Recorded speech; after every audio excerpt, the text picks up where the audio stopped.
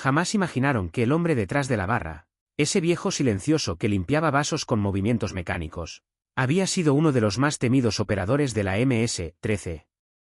Tampoco sabían que esa noche todo cambiaría en el pequeño comedor El Refugio de Soyapango. Don Ernesto, así lo conocían todos en el barrio, sintió el cambio en el aire antes de que las 6 sombras cruzaran la puerta de su cantina. El partido de fútbol en la televisión vieja seguía transmitiendo, pero los pocos clientes que quedaban ya habían notado la tensión. Era esa electricidad en el ambiente que todo salvadoreño reconoce, el preludio del peligro.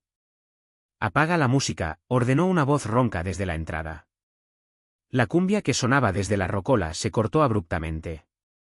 En el silencio repentino solo quedaron los comentarios lejanos del narrador deportivo y el zumbido del ventilador de techo que giraba perezosamente, moviendo el aire caliente y el olor a cerveza tibia mezclado con desinfectante. ¿Barato? Los 6 hombres entraron despacio, ocupando el espacio como si les perteneciera. Llevaban las camisetas blancas holgadas, típicas de los mareros, los pantalones anchos cayendo sobre tenis gastados. El líder, un tipo de unos 30 años con el cuello tatuado hasta la mandíbula, se acercó a la barra mientras los otros se dispersaban estratégicamente por el local. «Buscamos al fantasma», dijo el líder apoyando las manos sobre la barra de madera desgastada. Sus nudillos mostraban las letras MS grabadas con tinta casera. Don Ernesto continuó secando el vaso entre sus manos sin levantar la vista. En la pared detrás de él, entre botellas polvorientas, colgaban fotografías descoloridas de equipos de fútbol y una imagen de la Virgen de Guadalupe. «No conozco a ningún fantasma», respondió con voz neutral. El marero sonrió mostrando un diente de oro. «Qué raro, Mae, porque nos dijeron que frecuenta este cuchitril». Uno de los clientes, un albañil que había entrado por una última cerveza después del trabajo, intentó levantarse discretamente de su mesa. Antes de que pudiera dar 2 pasos, uno de los mareros lo empujó de vuelta a su silla. «Nadie se mueve», anunció el líder sin voltear, «hasta que aparezca lo que buscamos». El ventilador seguía girando, proyectando sombras intermitentes sobre las paredes pintadas de verde deslavado. Don Ernesto notó el sudor que perlaba la frente del albañil. Vio cómo la mesera, doña Sofía, se encogía detrás del mostrador de las pupusas frías. «Aquí solo viene gente trabajadora», dijo don Ernesto colocando el vaso limpio en su lugar. «Gente que no busca problemas». «¿Y vos?» El líder se inclinó sobre la barra estudiando al viejo cantinero. «¿Qué clase de gente sos vos?» Por primera vez en 20 años don Ernesto sintió el peso de su pasado presionando contra las costillas. El tatuaje que llevaba en el pecho, oculto bajo la camisa de trabajo, pareció arder como si la tinta recordara su propósito original.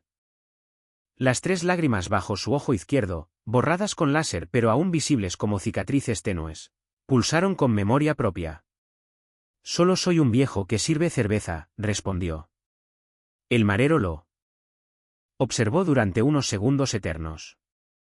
Luego se enderezó y chasqueó los dedos. Sus compañeros comenzaron a voltear mesas, vaciando carteras, amenazando con las miradas, pero sin mostrar armas. Era el teatro del terror que la MS-13 había perfeccionado. Violencia implícita, miedo palpable.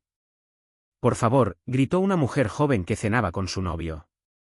«No tenemos nada que ver». «Cállate», la cortó uno de los mareros. «Todos tienen que ver con todo en este barrio». Don Ernesto observó la escena con una calma antinatural. Calculó distancias, evaluó amenazas, consideró opciones. Hábitos que creía enterrados emergieron como reflejos musculares. La pistola que guardaba bajo la caja registradora pesaba en su conciencia, pero sabía que 6 contra 1 no eran buenas probabilidades. No a su edad, no con inocentes en medio. «¿Cuánto quieren?», preguntó finalmente. «Para que dejen a mi gente en paz». El líder volvió a sonreír. «No es cuestión de plata, viejo. Es cuestión de encontrar lo que buscamos». Un celular vibró. El líder lo sacó, miró la pantalla, frunció el ceño. La conversación fue breve, puras afirmaciones guturales. Cuando colgó, algo había cambiado en su expresión. Parece que el fantasma anda cerca, dijo mirando directamente a don Ernesto. Muy cerca. Afuera, el sonido distintivo de motos acercándose cortó la noche. No era el ronroneo casual de las pizzerías a domicilio, era el rugido coordinado de varias máquinas. El tipo de sonido que precedía a las masacres en las noticias. Los 6 mareros intercambiaron miradas nerviosas. El líder sacó por fin su arma, una Glock negra que brilló bajo la luz fluorescente. «Vos», señaló a don Ernesto. «Vení acá». El viejo cantinero rodeó la barra con espacio. Cada paso medido. Al pasar junto a la caja registradora, su mano rozó el borde del mostrador. Un gesto tan casual que nadie lo notó. Las motos se detuvieron afuera. Los motores se apagaron uno por uno, dejando un silencio más aterrador que cualquier ruido. «Si sos quien creo que sos», susurró el líder, presionando el cañón de la pistola contra las costillas de don Ernesto. «Entonces sabes qué. Esto no va a terminar bien». Don Ernesto lo miró a los ojos por primera vez. En ese momento, el líder vio algo que lo hizo dar un paso involuntario hacia atrás. No era miedo lo que brillaba en los ojos del viejo. Era algo mucho peor. Resignación mezclada con una certeza glacial. «Nunca termina bien», respondió don Ernesto en voz baja. «¿Nunca?» La puerta principal se abrió de golpe. Lo que pasaría en los próximos minutos cambiaría todo. La figura que entró por la puerta no era lo que nadie esperaba. Una mujer de unos 40 años, vestida con jeans y una blusa sencilla. Caminó hacia el centro del comedor como si los 6 mareros armados fueran parte del mobiliario. Llevaba el pelo recogido en una cola de caballo práctica y sus manos vacías colgaban relajadas a los costados. «Marcos», dijo dirigiéndose al líder de los mareros. «Tu jefa quiere verte». El ambiente cambió instantáneamente. Si antes había tensión, ahora había confusión mezclada con un miedo diferente. Los mareros se miraron entre sí, inseguros. La mujer no parecía amenazante, pero su presencia había alterado toda la dinámica del poder en la habitación. «¿La sombra está afuera?», preguntó Marcos bajando ligeramente el arma. 5 motos», confirmó la mujer. «Dice que tienen 3 minutos para salir con las manos vacías». Don Ernesto observó el intercambio con interés calculado. Conocía esa dinámica, la cadena de mando, el respeto forzado, el miedo a los superiores. La MS-13 no era solo violencia callejera, era una estructura. «Pero el fantasma», comenzó uno de los mareros. «El fantasma es problema de ella ahora», cortó la mujer. Su voz tenía el tono plano de quien está acostumbrada a transmitir órdenes que no se cuestionan. «Ustedes ya hicieron suficiente desmadre por hoy». Marcos apretó la mandíbula, el conflicto evidente en su rostro tatuado. Don Ernesto había visto esa expresión miles de veces, el orgullo luchando contra la supervivencia. En las calles de El Salvador, elegir mal esa batalla significaba terminar descuartizado en bolsas de basura. «Vámonos», ordenó finalmente Marcos a sus hombres, guardó la Glock en la cintura y caminó hacia la puerta, no sin antes lanzar una última mirada a don Ernesto. «Esto no se queda así, viejo». Los 6 mareros salieron en fila, sus pasos resonando contra el piso de cemento pulido. La mujer esperó hasta que el último cruzó el umbral antes de voltearse hacia los clientes aterrorizados. «Pueden irse», anunció. Ya no necesitaron que se los dijeran 2 veces. El albañil. La pareja joven, los 2 borrachos de la esquina. Todos salieron tropezándose unos con otros, dejando billetes arrugados sobre las mesas volcadas. En menos de un minuto solo quedaron don Ernesto, doña Sofía temblando detrás del mostrador y la mujer desconocida. «Sofía», dijo don Ernesto suavemente. «Anda para tu casa, yo cierro». La mesera lo miró con ojos desorbitados, pero asintió. Recogió su bolso con manos temblorosas y salió por la puerta trasera. Ahora solos, don Ernesto y la mujer se observaron en silencio. Afuera, el rugido de las motos se alejaba. El partido de fútbol Seguía transmitiéndose, ajeno al drama. ¿Sabes quién soy?, dijo la mujer. No era una pregunta. Don Ernesto asintió despacio. La mano derecha de la sombra. Te dicen la doctora. Ella sonrió sin humor. Hace mucho que nadie me reconoce, Ernesto. O debería decir. Fantasma. El viejo cantinero no reaccionó al escuchar su antiguo nombre de guerra. En lugar de eso, caminó detrás de la barra y sacó 2 vasos limpios. Sirvió ron del bueno, del que guardaba para ocasiones especiales o tragedias. En Soyapango ambas cosas tendían a coincidir. Ese nombre murió hace 20 años. Dijo deslizando un vaso hacia ella. Los nombres no mueren en este negocio, respondió la doctora tomando el vaso, pero sin beber. Solo hibernan, como las culebras. Don Ernesto bebió su trago de un sorbo, sintiendo el ardor familiar bajar por su garganta. El ron sabía a recuerdos enterrados, a decisiones tomadas en callejones oscuros. ¿Qué quiere la sombra?, preguntó finalmente. Lo mismo que Marcos y sus cipotes, respondió ella. Al fantasma. Ya les dije que no. No me mintas, Ernesto. La doctora finalmente tomó un sorbo de su ron. Vos y yo sabemos que el fantasma sos. Vos. La pregunta es, ¿por qué todos te buscan ahora después de tantos años? Don Ernesto se sirvió otro trago. A través de la ventana empañada podía ver el barrio dormido. Alguien habló. Dijo simplemente. Alguien siempre habla, concordó la doctora. Pero esta vez es diferente. Hay dinero de por medio. Mucho dinero. No tengo ningún dinero. ¿Pero sabes dónde está? Ella lo estudió por encima del borde de su vaso. El dinero de la operación limpieza. 3 millones de dólares que desaparecieron la misma noche que vos. Don Ernesto permaneció en silencio. Había pasado 2 décadas construyendo esta vida simple. Mi hija, dijo finalmente. Ella no sabe nada. Ana Lucía, la doctora del Hospital Rosales, asintió la doctora. Especialista en pediatría. Muy respetada. Sería una lástima que su papá, no. La voz de don Ernesto cortó como navaja. Por un instante, la doctora vio un destello del hombre que había sido. No es una amenaza. Aclaró ella rápidamente. Es una realidad. Si yo pude encontrarte, otros también pueden y no todos van a ser tan civilizados como yo. Don Ernesto sabía que tenía razón. La sombra te ofrece un trato, continuó la doctora. El dinero a cambio de protección para vos y tu hija. ¿Y si no existe tal dinero? Entonces la sombra tiene un problema de 3 millones de dólares. Respondió ella levantándose. Y vos tenés un problema más grande. Dejó el vaso vacío sobre la barra y caminó hacia la puerta. Antes de salir se volvió una última vez. Tenés 24 horas para pensarlo. Ernesto. Mañana a esta hora alguien va a venir por una respuesta. Esperemos que seas vos quien la dé y no tu hija.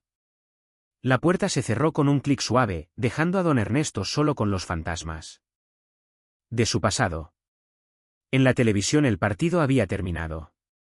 El equipo local había perdido, como siempre. Se sirvió un tercer trago con mano sorprendentemente estable. Sacó su celular del bolsillo. Un aparato viejo que solo usaba para emergencias. Marcó el único número que tenía grabado. Papá. La voz de su hija sonó adormilada, confundida. ¿Está todo bien? Es muy tarde. Don Ernesto cerró los ojos memorizando el sonido de esa voz. Solo quería escucharte, mi hija, respondió. Perdón por despertarte. Papá, me estás asustando. ¿Pasó algo? 20 años de mentiras se atoraron en su garganta. No, mi amor, todo está bien. Volvé a dormir. Te quiero, papá. Yo también te quiero. Colgó antes de que ella pudiera hacer más preguntas. En el silencio del comedor vacío, Ernesto Fantasma Martínez tomó la decisión que había estado posponiendo durante 2 décadas.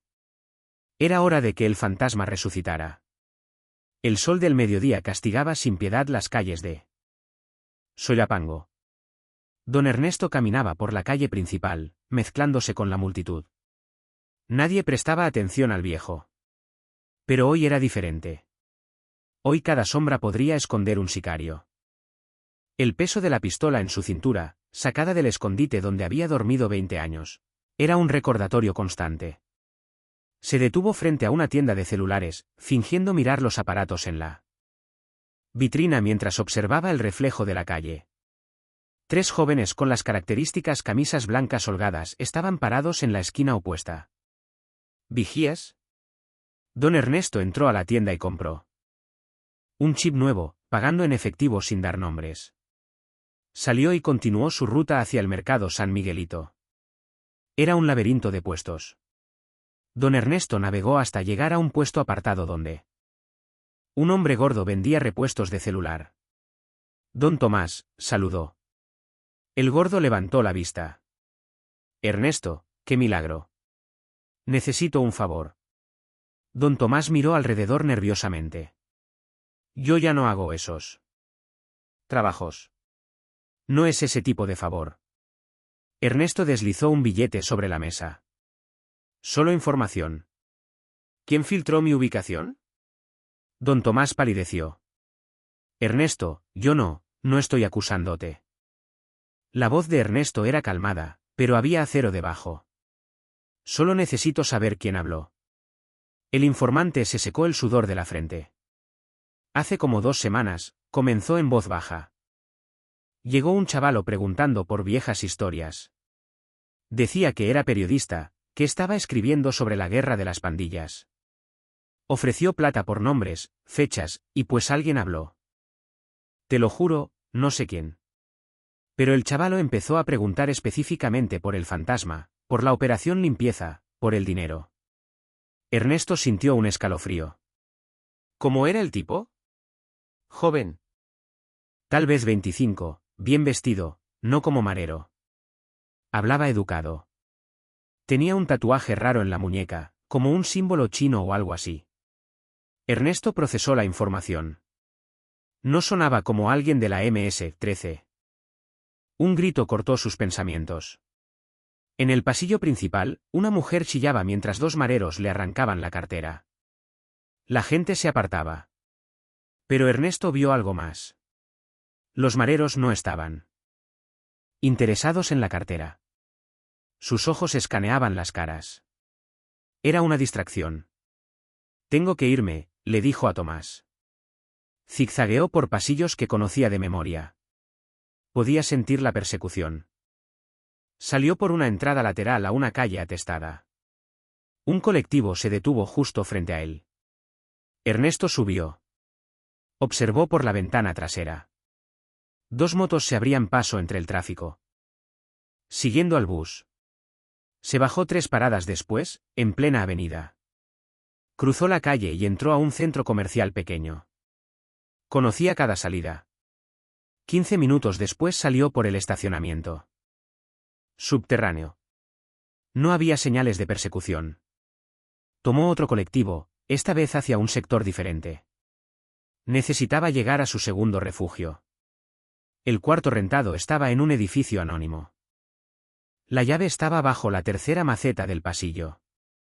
Adentro, el cuarto olía a encierro y polvo. Un closet con doble fondo guardaba las herramientas de su vida anterior. Documentos falsos. Dinero en efectivo, otra pistola y un teléfono satelital que no había encendido en una década. Se sentó en la cama. Por la ventana mugrienta podía ver la ciudad. En algún lugar allá afuera. Su hija estaría salvando vidas, ignorante del peligro. El teléfono satelital cobró vida con un pitido. Ernesto marcó un número memorizado hace 20 años. Soy yo, Lázaro. Un silencio largo. Luego. Fantasma. Pensé que estabas muerto. Casi. Necesito tu ayuda. No. Yo estoy limpio ahora, maje. Tengo un tallercito. Arreglo carros. Alguien me encontró, Lázaro. ¿Saben lo del dinero? Otro silencio. ¿Cuánto tiempo tenés? Hasta esta noche. La sombra me dio 24 horas. Mira, fantasma, lo del dinero, vos sabés que hay cosas que es mejor dejar enterradas. Ya es muy tarde para... ¿Eso? Ernesto se pasó la mano por la cara. ¿Todavía tenés contactos en la Fuerza Armada? Algunos. ¿Por qué? Porque creo que esto no es solo el dinero. Alguien está moviendo fichas y necesito saber quién. Te voy a averiguar. Pero fantasma, si estás pensando en volver al juego. Solo quiero proteger a mi hija. Eso dijiste la última vez y mira cómo terminó. Ernesto colgó. Un mensaje de texto lo sacó de sus pensamientos. Número desconocido. Tu hija sale del hospital a las 7. Turno de noche, siempre toma la misma ruta. Las manos de Ernesto se cerraron en puños. El mensaje era claro. Sabían todo sobre ella. La foto adjunta mostraba a Ana Lucía saliendo del hospital Rosales. Otro mensaje, tic-tac, fantasma. Ernesto miró el reloj. Le quedaban poco más de 3 horas. Se guardó la pistola, tomó una gorra y salió del cuarto. Subió a la azotea del edificio. Desde ahí podía ver el hospital a la distancia. También podía ver las rutas de escape. Los puntos ciegos. Viejos hábitos. Su teléfono sonó. Número privado. Soy la doctora. Espero que estés tomando la decisión correcta. ¿Qué querés? Verificar que entendés la situación. La sombra no es conocida por su paciencia. El dinero existe. No me mintas. Los 3 millones de la operación limpieza. Dinero del gobierno que iba a financiar escuadrones de la muerte. Dinero que desapareció la misma noche que mataron al coronel Méndez y sus hombres. Ernesto cerró los ojos. Esa noche. Si entrego el dinero, ¿qué garantía tengo? Mi palabra. Tu palabra no vale. Nada. La doctora rió sin alegría. En eso tenés razón. Pero es lo único que tenés. Hay otra opción, dijo Ernesto, su voz tomando un tono que no había usado en décadas. Puedo hacer que todos ustedes desaparezcan, empezando por vos. Un silencio. Cuando la doctora habló de nuevo, había respeto en su voz. Y miedo. Ahí está el verdadero fantasma. Sabía que seguías ahí adentro. No me busquen, doctora. No les va a gustar lo que van a encontrar. 7 de la noche, Ernesto. ¿El dinero o tu hija? Es simple. La línea se cortó. Ernesto se quedó mirando el teléfono. Luego lo lanzó por el borde del edificio. Un grupo de palomas levantó vuelo. Ernesto las observó, envidiando su libertad. Luego se dio la vuelta y bajó las escaleras. Tenía 3 horas. A las 6:30 de la tarde, el hospital Rosales brillaba bajo las últimas luces del día. Ernesto estaba sentado en una cafetería al otro lado de la calle, observando la entrada principal. Había identificado 3 puntos de vigilancia, 2 mareros y un carro Corolla plateado con las ventanas polarizadas. Profesionales. Su teléfono vibró. Mensaje de Lázaro, averigüé. El periodista no existe. Es un señuelo. Alguien grande está moviendo esto. Ernesto no respondió. Ya lo sospechaba. A las 6:55, Ana Lucía salió del hospital, hablando por teléfono. Ernesto sintió el peso familiar de la culpa. Los 2 mareros comenzaron a moverse, siguiéndola a distancia. El Corolla encendió su motor. Ernesto salió de la cafetería y cruzó la calle. Llegó al estacionamiento 30 segundos después que su hija. Ella estaba abriendo su carro cuando Ernesto apareció junto a ella. ¿Mi hija? Ana Lucía pegó un brinco. Papá, me asustaste. ¿Qué haces aquí? Necesito que me escuches muy bien. Ernesto habló. Rápido, mirando sobre el hombro de ella. Los dos mareros estaban a 50 metros, acercándose. Vas a subir a tu carro, vas a manejar como siempre, pero en lugar de ir a tu casa, vas a ir directo a la casa de tu tía Clara en Santa Tecla. No preguntes por qué, solo hacelo. Papá, ¿qué está pasando? Ana Lucía, por favor, confía en mí. Ella lo miró a los ojos. Vio algo en su rostro que la hizo asentir. Está bien, pero me vas a explicar después. Te lo prometo. Ahora anda. Ana Lucía subió a su carro y salió. El Corolla plateado la siguió inmediatamente. Los dos mareros se quedaron parados, confundidos. Ernesto caminó hacia ellos antes de que pudieran reaccionar. Muchachos, dijo cuando llegó frente a ellos. Díganle a la sombra que quiero hablar cara a cara. El más alto lo miró con desprecio. ¿Y quién sos vos, abuelo? Soy el fantasma. Y díganle que traigo el dinero. Eso cambió todo. El desprecio se transformó en precaución. El marero sacó su celular y marcó. Una camioneta pick-up negra apareció. Ernesto subió a la parte trasera. Condujeron durante 20 minutos, adentrándose en sectores de Soyapango que incluso la policía evitaba. Finalmente se detuvieron frente a una casa de 2 pisos con rejas y perros pitbull encadenados. Lo llevaron a una sala en el segundo piso. La doctora estaba allí, pero no sola. La mujer en la silla. Frente a ella era pequeña, de unos 50 años, con un vestido floreado. Podría ser cualquier abuela, excepto por los ojos. Tenía ojos de tiburón, muertos, calculadores. La sombra, dijo Ernesto. No era una pregunta. Sentate, Ernesto. ¿O preferís que te diga fantasma? Ernesto se sentó. ¿Trajiste el dinero? Primero hablamos, después decidimos. La mujer sonrió. Tenés agallas. Te lo reconozco. Por eso duraste tanto en este negocio. Ya no estoy en el negocio. Nadie sale del negocio, Ernesto. Vos sabés eso. El coronel Méndez tenía una hija, comenzó Ernesto. Su voz ronca. 9 años. Estaba en la casa esa noche. Mi equipo dijo que no podíamos dejar testigos.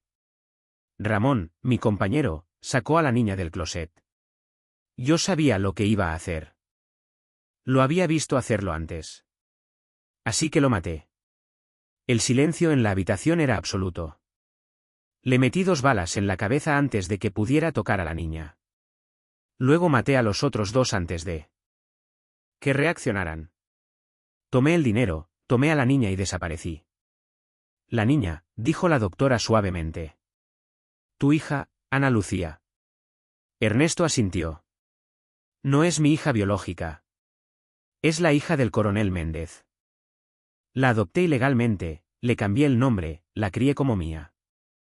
La sombra se recostó en su silla procesando la información. Luego, para sorpresa de Ernesto, comenzó a reír. No era una risa cruel. Era genuina. Fantasma, sos más de lo que pensé. Mataste a tu equipo, robaste dinero del gobierno y te quedaste con la hija de tu objetivo. Eso es poético. Usé el dinero para criarla. Explicó Ernesto. Escuela privada, universidad, medicina. Muy noble. Pero el dinero que queda, ¿dónde está?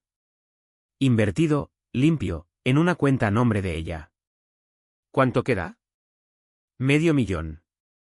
Tal vez un poco más. La sombra consideró esto. No son 3 millones, pero es algo. Es todo lo que tengo. Tómenlo, pero dejen a Ana Lucía fuera de esto. Ella no sabe nada. ¿Y qué me hace pensar?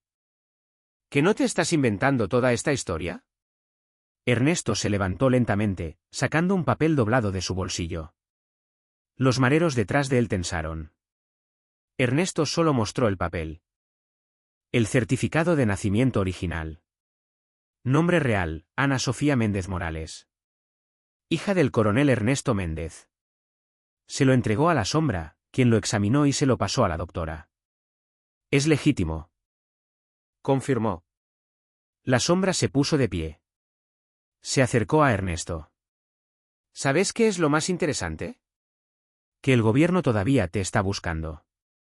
Tienen una recompensa por información sobre la operación. Limpieza. Y yo sé exactamente dónde encontrarte. Ernesto sintió el frío del miedo. ¿Qué querés? Quiero que trabajes para mí. Sos viejo, sí, pero sos el mejor limpiador que jamás trabajó en este país. Tengo situaciones que necesitan tu tipo de experiencia. ¿No? Entonces entrego a tu hija al gobierno. Les digo quién es realmente. Les digo que su padre adoptivo es el asesino más buscado de los 90. ¿Crees que sobrevivirá a ese escándalo? Un trabajo, negoció Ernesto. Uno solo. Después me dejan en paz a mí y a ella. 3 trabajos y tenés un trato. 2. ¿Hecho? Extendió su mano. ¿Pequeña? Ernesto la estrechó. Su mano se sentía fría. El primer trabajo es mañana. Hay un traidor en mi organización. Alguien que está filtrando información a la policía. Lo quiero muerto, limpio. ¿Quién es? La sombra intercambió una mirada con la doctora. Marcos. El mismo que fue a tu cantina anoche. ¿Cuándo? Mañana en la noche. Te contactaremos con los detalles. La sombra se dirigió hacia la puerta. Ah, y Ernesto, no intentes desaparecer otra vez. Ahora sé quién sos realmente. Y más importante, sé quién es tu hija realmente. Una palabra mía y ambos están muertos. Ernesto fue escoltado fuera de la casa. Lo dejaron en una esquina al azar. Caminó durante 1 hora, procesando todo. Había revelado su secreto más profundo. Había hecho un trato con el diablo. Había aceptado volver a matar. Su teléfono sonó. Era Ana Lucía. Papá, estoy en casa de tía Clara. ¿Podés explicarme qué está pasando? Mañana, mija, mañana te lo explico todo. ¿Estás en problemas? Nada que no pueda manejar. Descansa. Colgó. 3 semanas después, el comedor El Refugio permanecía cerrado. Los vecinos decían que don Ernesto había desaparecido. La verdad era más complicada. En una casa modesta, Ana Lucía preparaba café. Había pasado 3 semanas desde la noche en que su padre le había revelado todo. La verdad sobre quién era ella realmente. Sobre lo que él había hecho, sobre los 20 años de mentiras. ¿Querés azúcar?, preguntó. Ernesto estaba sentado en la sala, mirando por la ventana. Se veía diferente. Sin azúcar, respondió. Como siempre. Entre ellos, sobre la mesa, descansaban periódicos. Capturados 15 miembros de MS-13. Desarticulada red de extorsión. Marcos está muerto, dijo Ana Lucía. No era una pregunta. Sí. ¿Lo mataste vos? No, directamente. Era verdad. Había proporcionado información. La policía se había encargado. Y la sombra, presa junto con la doctora y otros. Ernesto dejó su taza. Le di toda la información que tenía la fiscalía. Nombres, ubicaciones, rutas. Te van a buscar. Ya me buscan. La diferencia es que ahora la policía está de mi lado. Por el momento. Habían hecho un trato, su información a cambio de inmunidad para él y protección para Ana Lucía. La operación limpieza sería enterrada oficialmente. Ernesto Fantasma Martínez dejaría de existir. En cualquier base de datos oficial. ¿Y el dinero? Mi padre biológico, el coronel, era corrupto. Uno de los peores. Pero yo soy su hija. Sos la hija de las decisiones que tomaste vos misma. No de su sangre. Salvás vidas todos los días. Él las quitaba. Sos todo lo opuesto a él. Ana Lucía sintió lágrimas. Había pasado por negación, ira, y ahora estaba llegando a la aceptación. ¿Me querés?, preguntó. Y su voz sonaba como la de la niña de 9 años que había sido. Más que a nada en este mundo, respondió Ernesto. Y por primera vez en semanas sus ojos se humedecieron. Sos lo único bueno que hice en mi vida. Ella se levantó y lo abrazó. Este hombre que había matado a docenas, pero que había salvado a una. Este monstruo que había sido su ángel guardián. ¿Qué vas a hacer ahora?, preguntó cuando finalmente se separaron. Desaparecer de verdad esta vez. Tengo contactos en Guatemala, un pueblo pequeño. Nadie me conoce ahí. ¿Y yo? Vos vas a seguir siendo doctora. Vas a vivir la vida que mereces. Ernesto sacó un celular nuevo de su bolsillo. Este número es satelital, imposible de rastrear. Podés llamarme cuando quieras. Yo nunca voy a dejar de contestar. Ana Lucía tomó el papel con el número. ¿Cuándo te vas? Mañana temprano. Entonces, una noche más. Esa noche cocinaron juntos como solían hacer. Pupusas de queso. Comieron en silencio, dejando que los sabores familiares hablaran por ellos. A la mañana siguiente, Ernesto se fue antes del amanecer. Dejó una nota: gracias por estos 20 años. Te quiero, papá. Ana Lucía la encontró cuando despertó. La leyó 3 veces antes de doblarla y guardarla en su cartera. Ese día fue al hospital como siempre. Salvó una vida. La rutina era un ancla. Durante su turno, vio las noticias: más arrestos de la MS-13. El gobierno celebraba. Nadie mencionaba al informante anónimo. Nadie hablaba del fantasma. Una semana después, Ana Lucía recibió un mensaje: llegué bien. El lago es hermoso. Deberías visitarlo algún día. Ella respondió: tal vez lo haga. Cuídate. Vos también, mija. 2 meses después, en una cantina, un grupo de amigos de Ana Lucía celebraba su cumpleaños. Alguien preguntó por su padre. Está viajando, respondió ella con una sonrisa. Ya saben cómo son los viejos, inquietos. Nadie notó cuando miró su teléfono y vio un mensaje nuevo: feliz cumpleaños. Te mando un abrazo desde donde sea que esté la felicidad. Ella escribió de vuelta: la felicidad está en saber que estás bien. En Soyapango, el comedor reabrió. Bajo nueva administración.